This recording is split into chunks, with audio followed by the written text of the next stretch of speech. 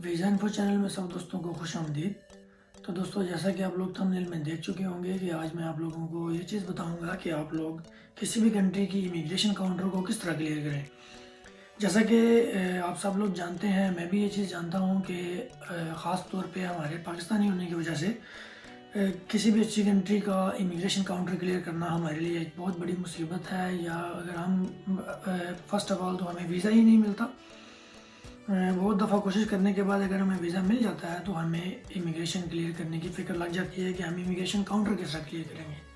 तो मैं आपको कुछ टिप्स बता दूंगा जिनको मैंने फ़ॉलो किया हुआ है। मैं जिन मुश्किलात से गुजरा हुआ हूँ उसकी बिना पे मैं आपको कुछ मशवरे दे दूंगा ताकि आप लोग मुस्तकबिल करीब में इन चीज़ों से बच जाएँ और इन चीज़ों की एहतियात आप लोग करके घर से निकलें। तो चलिए दोस्तों, अपने मकसद की तरफ चलते हैं कि जब आप लोग किसी अच्छे कंट्री का वीज़ा ले लेते हैं बार बार कोशिश करने के बाद, या कभी कभी वो पहली दफ़ा में ही आप अपना पॉइंट चेज़ कर लेते हैं, तो देखें आपने उसको ईजी नहीं लेना। सेल्फ कॉन्फिडेंस अच्छी चीज़ है, ओवर कॉन्फिडेंस नहीं होना बिल्कुल भी, आपने उसको ईजी नहीं लेना। ठीक है, बाज़ मेरे दोस्त मेरे सामने कुछ इस तरह के तजुर्बात मौजूद हैं कि कुछ लोगों ने यूरोप के वीज़े लिए और वो वहाँ पे बहुत ईजी लेके गए, लेकिन वो वहाँ से डिपोर्ट कर दिए गए। तो डिपोर्ट करने की वजह भी आपको बताऊंगा मैं कि वो किस किस वजह से आप लोगों को डिपोर्ट करते हैं। वीडियो मेरी कंप्लीट देखनी है ताकि आप लोग नेक्स्ट टाइम उन चीज़ों से बच सकें और अपने जो आप अखराजात करके वहाँ पे जाते हैं वो आपके ज़ाया ना हो। तो दोस्तों, सबसे पहले तो ये चीज़, आप वीज़ा ले लेते हैं, आपने जब यहाँ से ट्रैवल करना है तो इस चीज़ का ख़ास क्या रखना है कि आपने जो होटल बुकिंग है वो आपने कोशिश करनी है कि 1 नाइट पेड हो जाए, या फिर आप लोगों ने क्रेडिट कार्ड से पेड बुकिंग करवा लेनी है। अगर आपने क्रेडिट कार्ड से पेड बुकिंग नहीं भी करवाई या आप लोग पैसे बचाना चाह रहे हैं तो भी आप लोग विदाउट क्रेडिट कार्ड वाली बुकिंग करवाएंगे और जाने से आप लोग 1-2 वीक पहले बुकिंग करवा लेंगे, ताकि अगर वो बुकिंग कैंसिल हो जाती है, बाज़ औक़ात 3 से 4 दिन बाद बुकिंग आपकी कैंसिल हो जाती है, तो आपको पाकिस्तान में रहते हुए इस बात का इल्म हो जाए कि मुझे मेरी जो है वो होटल बुकिंग है वो कैंसिल हो चुकी है, तो आप दोबारा कोई होटल बुकिंग करवा लें। पहले तो आप लोग कोशिश करें कि आप लोग 1 नाइट पेड वाली करवा लें होटल बुकिंग। 1 नाइट पेड से मुराद है कि आप लोग जब जहाँ पे जा रहे हैं और एयरपोर्ट के करीब ही कोई एक ऐसा होटल देख लें जिसमें आप 2 नाइट पेड बुकिंग कर लें, 2 नाइट की उसको पेमेंट करें और उसके बाद आप वहाँ से चेकआउट लेके किसी दूसरे होटल में चले जाएँ। आप एयरपोर्ट पे भी बता सकते हैं कि भाई मैं दो रातें इधर रुकूंगा, उसके बाद मैंने अगले इलाके में जाना है या मैं आपके दूसरे सूबे में चला जाऊंगा। इस तरह से आप बात करेंगे तो दूसरे सूबे की आप नॉर्मल होटल बुकिंग भी दिखा देंगे तो वो चल जाएगी। तो आपने एक तो होटल बुकिंग की ये चीज़ याद रखनी है, मैं इसमें डिस्क्रिप्शन में लिंक दे दूंगा। अगोडा से आप होटल बुकिंग करवा सकते हैं, विदाउट पेमेंट करवा सकते हैं। अगर आप पेमेंट के लिए भी करवाना चाहें तो भी वो एक अच्छा सोर्स है, आप उससे करवा सकते हैं।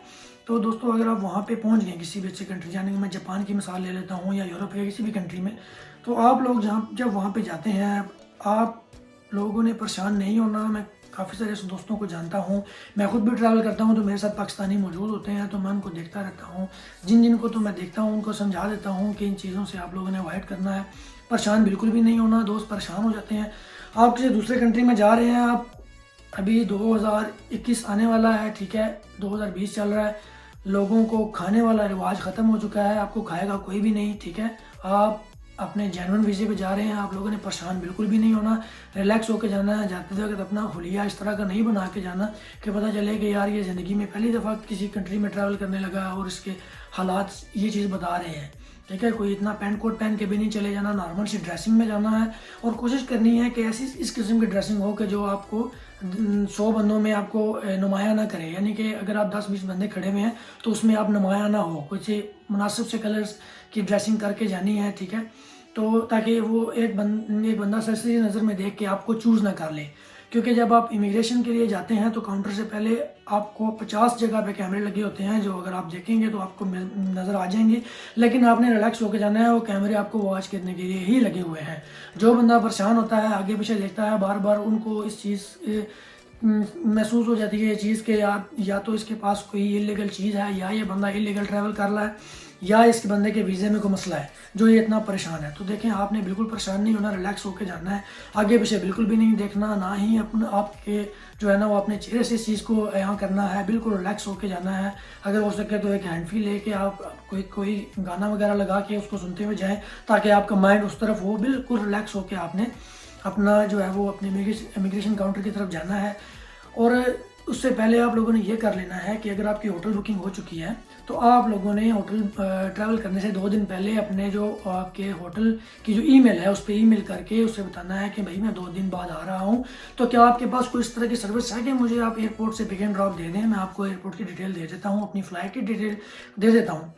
तो वो ये चीज़ देखेंगे, फिर आपको बताएंगे कि हमारे पास पिक एंड ड्रॉप की सहूलत है या नहीं है। अगर तो वो आपको ईमेल पर रिप्लाई करेंगे कि पिक एंड ड्रॉप की सहूलत है, तो अगर आप उसके चार्जेस आप उसको अवेल कर सकते हैं तो वेरी गुड, अगर नहीं कर सकते तो उसको सॉरी कर लें, ठीक है। अगर उनके पास पिक एंड ड्रॉप की सहूलत नहीं होगी तो आपको नो कर देंगे।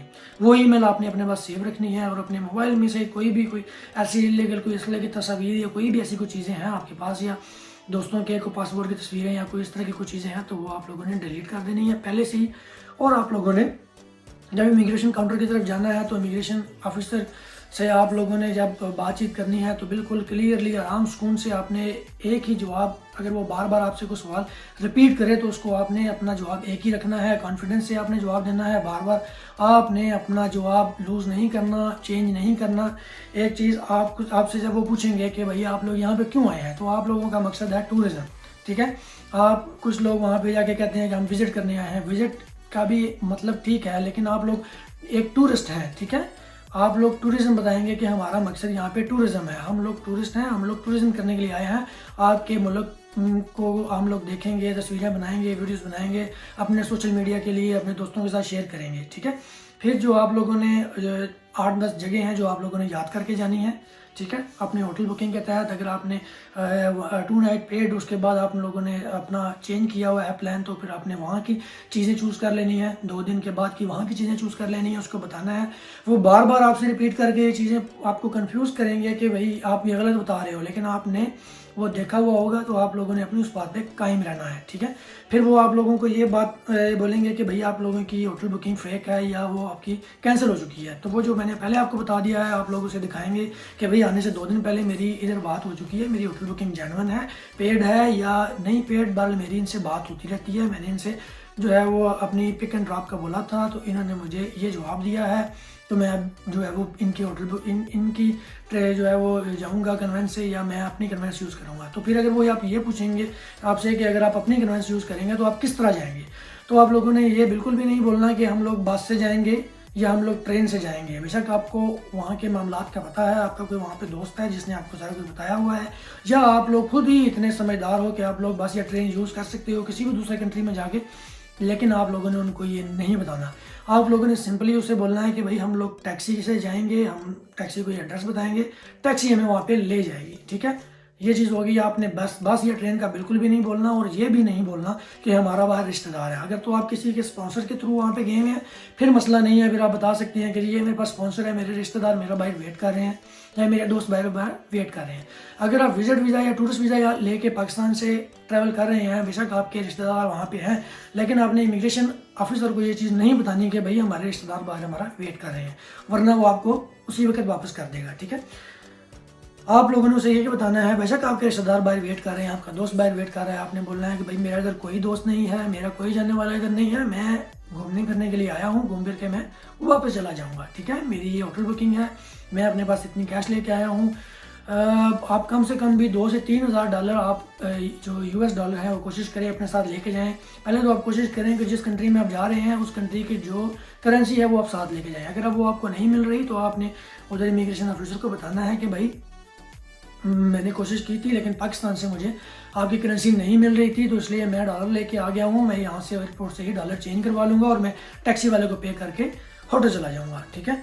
फिर आपने जो खाना पीना करना है आपको वो भी अपने जो होटल है उसके करीब करीब आपको जगह मालूम होनी चाहिए ताकि आप उसे बता सकें। वो आपको इमिग्रेशन ऑफिसर ये याद रखना है, आपको बार बार सवाल करके और मुश्किल सवाल करके आपको कन्फ्यूज़ करने की कोशिश करेगा, लेकिन आपने बिल्कुल आराम सुकून से अपने सवालों पे तवज्जो देनी है, अपने जवाबों पे, और अपना जवाब आपने चेंज नहीं करना। उसके बार बार पूछने के बावजूद भी आप लोगों ने जवाब चेंज नहीं करना। वो इसी कोशिश में होगा कि आप लोग अपना जवाब चेंज करें और वो ये बता के आपको रिफ्यूज़ कर दे कि भाई ये इस बंदे के जवाब जो हैं वो आपस में मैच नहीं कर रहे, परेशान होकर इसने अपने जवाब मिक्स कर दिए हैं, तो ये बंदा फेक है, ये बंदा जो है वो यहाँ से वापस नहीं जाएगा। तो दोस्तों मेरे ख्याल से ये चीज़ें काफ़ी हैं। अगर फिर भी मेरे दोस्त किसी को समझ ना आई हो, किसी को किसी किस्म की मालूमात दरकार हो, तो मेरा नीचे डिस्क्रिप्शन में नंबर दिया हुआ है। आप लोग मुझसे व्हाट्सअप में रब्ता कर सकते हैं, मुझे कॉल कर सकते हैं, मैसेज कर सकते हैं। किसी भी किस्म की मालूमात, किसी भी कंट्री के लिए कोई भी मालूमात दरकार हो भाई, आप मुझसे रब्ता कर सकते हैं। मेरी वीडियो देखने का बहुत बहुत शुक्रिया। अल्लाह हाफिज़।